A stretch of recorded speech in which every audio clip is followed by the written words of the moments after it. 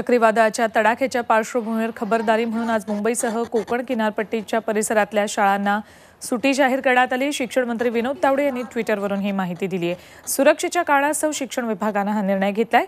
महाविद्यालयांच्या वेळापत्रकात मात्र कोणताही बदल करण्यात आलेला नाही।